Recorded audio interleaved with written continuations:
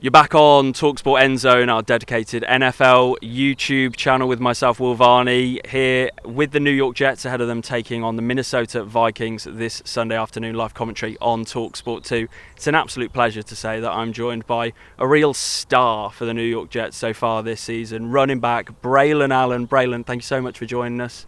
Absolutely. It's great to speak with you. Welcome to London. How excited are you for this Sunday? Very excited. It's another opportunity to do what we love, play football against a really good team, undefeated team at this point through the season. So we're all definitely looking forward to that opportunity. How big a challenge does that present when it is an undefeated team? Um, you know it we just kind of look at it like another game. We know that it's a talented team, as most teams are in the NFL. All teams in the NFL are, and they've just been playing well. So, we feel like we have a really good plan going into the game, and it's all just about execution. I want to take you back to draft day. Only in April this year, in fact, or May this year, should I say, when, fourth round, you're picked out of Wisconsin, you're going to be a New York Jet. Tell me about that moment in particular and how special was that? Were you with family? How was that moment? Yeah, I was with all my family, girlfriend, a couple friends came out, and it was an awesome weekend. We rented, a nice house in Arizona, so we were in nice weather, and just an awesome time to be with people I love. But the pick was unbelievable feeling. Something I've dreamed about for years and years and years, and for it to finally happen, it was just an awesome feeling. Youngest player in the draft, 20 years old. We'll get on to your age in a bit more detail in a moment, but I wanted to really start with the impact that you've had so far in the league in terms of that moment against Tennessee, week 2, your first touchdown as a New York Jet. It's a pass from Aaron Rodgers. Just tell us a little about how special that moment was, and when did that really begin to sink in, that moment? Was it on the sideline? Was it in the moment in the end zone? Tell us a little about that touchdown and that moment. So the first touchdown is always special, regardless of what level it's at. I still remember my first one when I first started playing football. And of course, the first one in the league is something you'll never forget. So for it to be a pass from A-Rod, a guy I've watched my whole entire life, especially growing up in Wisconsin, and him playing for the Packers my whole life, it was just unreal. And I guess it kind of just sunk in after the game. I ended up going on to be able to score another one in that game too, and we got the win ultimately, so that was what mattered the most, and that just made it that much more sweet. So many players talk about the transition from college to the NFL. It feels like there's been no transition from you. You've just jumped straight in and you've had an impact. Did you think it would be more difficult, or has it taken so much work? Like, we seemingly sometimes forget, rookie mini camps, OTAs. Just tell us about that leap and how you found adjusting to the NFL. Yeah, I would definitely say you kind of learn a lot through OTAs and rookie minicamp and minicamp. Like, those were the times where I found myself for the first time really ever in my career, like, this is like a little difficult, just picking up the playbook and everything, and trying to be perfect, and trying to adapt and all that stuff. But training camp is definitely when it started to click for me. And I decided to stay in New York or in New Jersey the whole summer. When most guys will leave to train, I stay with the staff, just so that way I could get a better grasp of what we were doing schematically, and kind of train based on that. So I felt like training camp was when I kind of started to figure it out.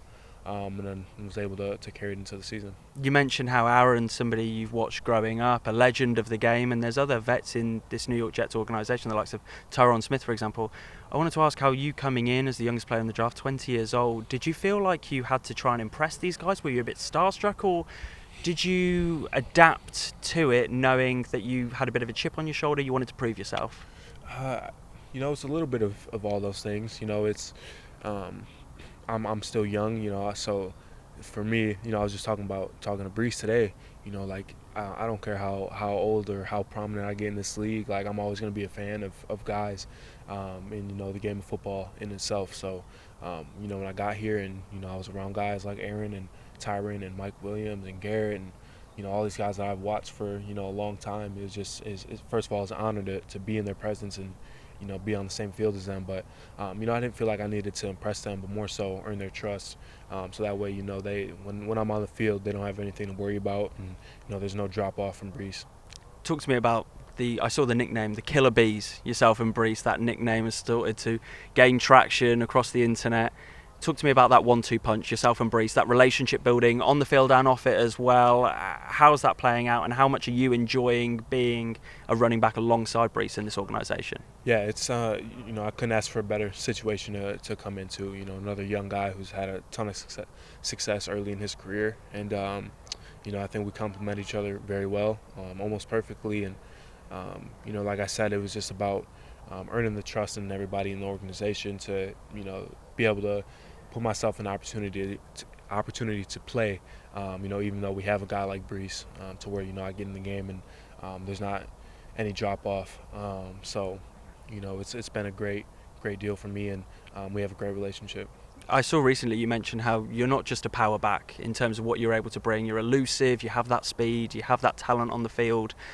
Are there any running backs around the league that you like to watch, that you like to see and take bits from their tape? I mean, just thinking off the top of my head, the comparisons in terms of your build, your height. Derrick Henry, in terms of, is he somebody that maybe you watch and take things from? Are there others as well? Oh yeah, he's definitely my favorite. I've been watching him for years now. Ever since I started playing running back in college. He's been the guy that I've really tried to emulate my game after, and but at the same time, be better in areas of my game. That he wasn't as productive in. In college, he had the knock of lack of receiving production, things like that, and so I'm like, okay, I want to run like him. I want to stiff arm people in the ground and stuff, but how can I be better? I can be more of a versatile back, catch the ball well and pass protect and all that stuff. But Derrick by far has been my favorite. And, like I said before, I'm just a huge fan of the game. So there's a ton of guys that I watch. James Conner's another one, similar in stature and ability. And then, guys like Najee Harris and, really any big back you can think of, all the Wisconsin guys. Jonathan Taylor, Melvin Gordon was my favorite player as a kid. There's so many guys that, I just love to watch just because I love football. How do you like to relax outside of football? Is there anything you like to do in particular? Football. Watch football, Watch really? Football and play football on the video game. Are you a Madden fan, Madden, right? yes, sir. Okay, so yeah, are you in terms of Madden? What are you? Ultimate? Are you into the college football game as well? Yeah, Other things? I do a little bit. I play a little bit of both, and I played Madden so much that I have a little bit of everything. A little bit of Ultimate Team, run some franchises, and then just online play with some friends. And just able to get away from the game, or maybe not, because you're living it.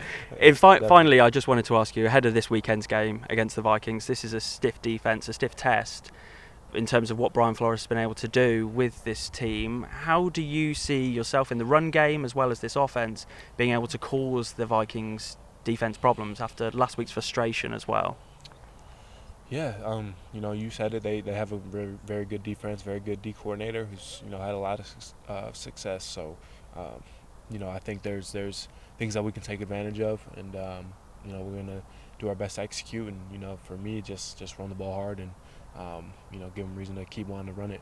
Well, we look forward to seeing it this weekend. Braelon, absolute pleasure. Look forward to seeing what's to come in your career, and thank you for joining us on talkSPORT Endzone. Absolutely, I appreciate it.